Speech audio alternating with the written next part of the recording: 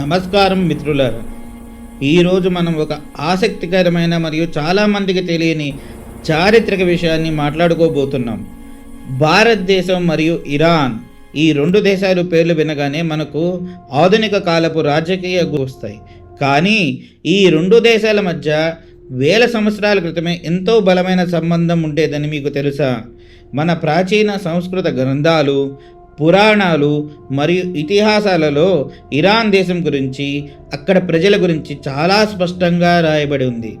అసలు మన గ్రంథాలలో ఇరాన్ను ఏమని పిలిచేవారు, వారి ఆచార వ్యవహారాలు గురించి మన ఋషులు, కవులు ఏమి చెప్పారు, ఈ ఆసక్తికరమైన విషయాలను ఈరోజు మనం ఈ వీడియోలో తెలుసుకుందాం. వీడియోను చివరి వరకు చూడండి. వేదాలింక్ ఛానల్కి స్వాగతం. ప్రాచీన కాలంలో ఇరాన్ దేశాన్ని పర్షియా అని పిలిచేవారు. అయితే మన సంస్కృత గ్రంథాలలో ఇరాన్ ప్రజలను ప్రధానంగా రెండు పేర్లతో పిలిచేవారు. ఒకటి పారసీకులు, రెండవది పహ్లవులు. పారసీకులు అంటే పర్షియా ప్రాంతానికి చెందినవారు, అంటే ఇరాన్ అన్నమాట ప్రస్తుత కాలపు. పహ్లవులు అంటే ప్రాచీన పార్థియన్ సామ్రాజ్యానికి చెందినవారు. క్రీస్తు పూర్వం నుంచే భారతీయ రాజులకు, వ్యాపారులకు ఈ పారసీకులతో సత్సంబంధాలు ఉండేవి. అప్పట్లో సింధు నదికి ఆవల ఉన్న అతిపెద్ద నాగరికత ఇదే కాబట్టి పట్టు, గుర్రాలు, సుగంధ ద్రవ్యాలు వ్యాపారం విరివిగా జరిగేది. ముఖ్యంగా పారసీక దేశపు గుర్రాలు మన దేశంకి విపరీతమైన డిమాండ్ ఉండేది.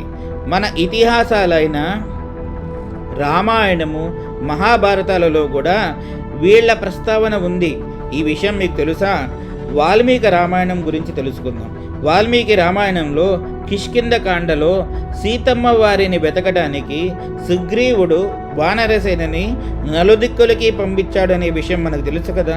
అలా పశ్చిమ దిశకు వెళ్ళే వానరులకు ఆ మార్గంలో ఉండే పుండ్ర మరియు పహ్లవ దేశాల గురించి సుగ్రీవుడు వానరులకి చెప్పాడు.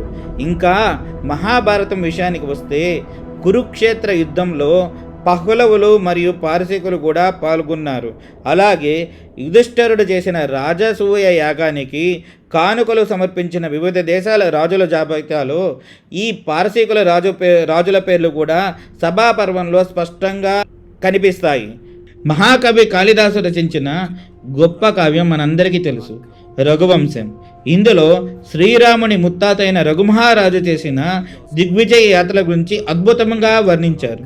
రఘుమహారాజు తన సైన్యంతో పశ్చిమ దిశగా వెళ్ళి పారసీకులపై దండయాత్ర చేసి ఆడని కాళిదాసు అందులో రాశాడు. ఆ దండయాత్ర వర్ణన ఎంత సూక్ష్మంగా ఉందంటే పారసీకులు దట్టమైన గడ్డాలు కలిగి ఉండేవారని కాళిదాసు వర్ణించాడు. అలాగే పారసీక దేశం ద్రాక్ష తోటలతో ప్రసిద్ధి అని, అక్కడ సైనికులు మరియు రఘుమహారాజు సైన్యానికి మధ్య భీకరమైన అశ్విక దళ యుద్ధం జరిగిందని ఆ కావ్యంలో స్పష్టంగా రాయబడి ఉంది. మరీ ముఖ్యమైన ఆశ్చర్యకరమైన విషయం ఏమిటంటే భవిష్య పురాణం ప్రకారం ఇందులో శాఖధూపం నుండి వచ్చిన మగ బ్రాహ్మణుల ప్రస్తావన గురించి స్పష్టంగా రాయబడి ఉంది. శ్రీకృష్ణుని కుమారుడైన సాంబుడికి కుష్ఠవ్యాధి వస్తే అతని నయం చేయటానికి ఇరాన్ ప్రాంతం నుండి ఈ మగ బ్రాహ్మణులను పిలిపిస్తారు. ఈ మగ బ్రాహ్మణునే ప్రాచీన పర్షియాలో సూర్యుడిని మరియు అగ్నిని ఆరాధించే మాగి పూజారులని చరిత్రకారులు చెబుతారు. భారతదేశంలో సూర్య దేవాలయాల నిర్మాణం, ఉదాహరణకు కోణార్క్ సూర్య దేవాలయం, సూర్య ఆరాధన సంప్రదాయం వెనుక ఈ పారసీక మగ బ్రాహ్మణుల ప్రభావం ఎంతో ఉందని మన పురాణాలే స్వయంగా చెప్తున్నాయి. చూశారు కదా మిత్రులారా, కేవలం ఆధునిక కాలంలోనే కాదు, వేల సంవత్సరాల క్రితమే ప్రాచీన భారతదేశానికి మరియు ఇరాన్కు మధ్య ఎంతో గొప్ప సాంస్కృతిక వ్యాపార సంబంధాలు ఉండేవి. మన చరిత్ర అనేది కేవలం మన ఉపఖండానికే పరిమితం కాలేదు, ఖండాంతరాలు దాటి విస్తరించింది అనడానికి మన పురాణాలు, ఇతిహాసాలు, కావ్యాలే ప్రత్యక్ష సాక్ష్యాలు.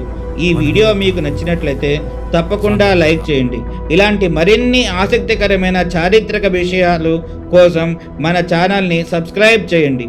మరో అద్భుతమైన వీడియోతో మళ్ళీ కలుద్దాం. జై హింద్.